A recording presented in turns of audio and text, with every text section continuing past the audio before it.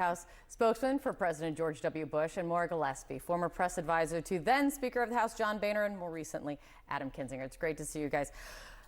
Okay, first and foremost, what do you think is really going on here? Not just with Matt Gaetz, but with the internal fights are now, I mean, they're trying to eat their own in a primary. Right.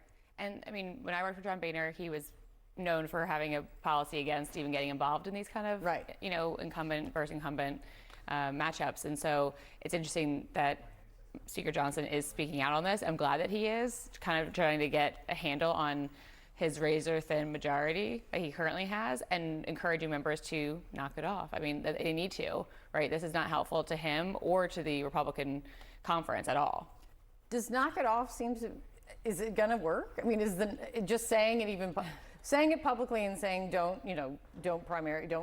campaign against each other is one thing. Is it going to work from what you have seen with how this party is operating in the House? Well, not with Matt Gaetz. There's nothing that Matt Gaetz loves more than a television camera, and this gets him the attention that he craves and the attention that he seeks. He and his little merry band of troublemakers want to put us Republicans on the fast track to the minority. And I really do believe that. Why do you believe that? I don't think they want to win, because winning means you have to have ideas. And they would rather just complain about Democrats, complain about the way things are going. They're in the majority now. And I don't think they like it. I mean, look at what they did to Kevin McCarthy. Yeah, I really think they prefer, he does, not every Republican in the caucus, prefers to be in the minority. It's easier that way. It's easier to complain. Right. It's easier to complain than it is to lead. And we've seen that. What's a bigger challenge for Republicans this cycle then? Donald Trump at the top of the ticket, since we have seen that hasn't proven helpful in any cycle since he got himself elected down ballot, or what we're seeing here with Republicans in the House. What do you think is the bigger challenge for the Republicans in Congress? I do think it's Donald Trump at the top of the ticket. His stances he's taken on things like abortion and other things that Republicans in conference have taken aren't going to win them a general election. Comments like he's made over the weekend are not going to help him in a general election. You know, stoking fear and baiting to the far right flank of the party, sure, that gets you applauses at a crowd that is MAGA to the extreme, but you're not going to get people who are maybe not as outspoken, but sure do care about a lot of these issues. You're not going to get them to your side of the ballot box.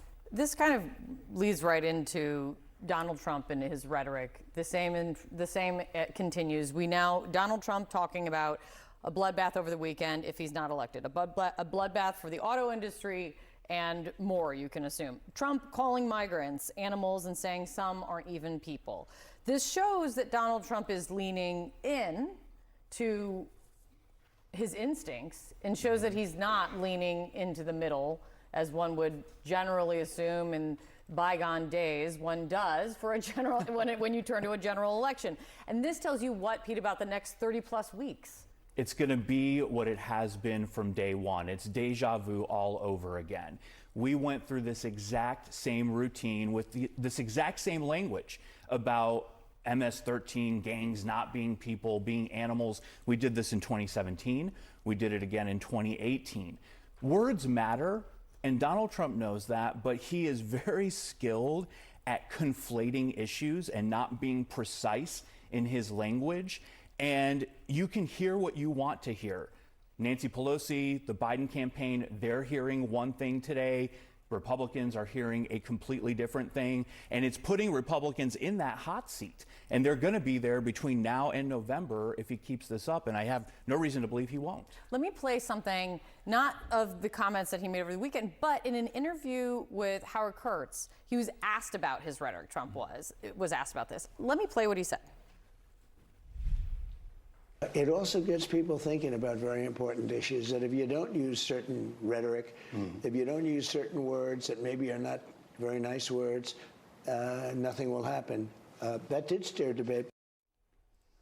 No one pays attention unless you use the words that he's using, is what he's saying. I mean, do you think words matter? Should words matter? Yes. But do you think words matter in this moment, in this election cycle? And what do you think of how he kind of is characterizing it? I do think it matters. And I mean, we've seen it again. You pointed out earlier, we as Republicans have not won with Donald Trump as the top of our ticket.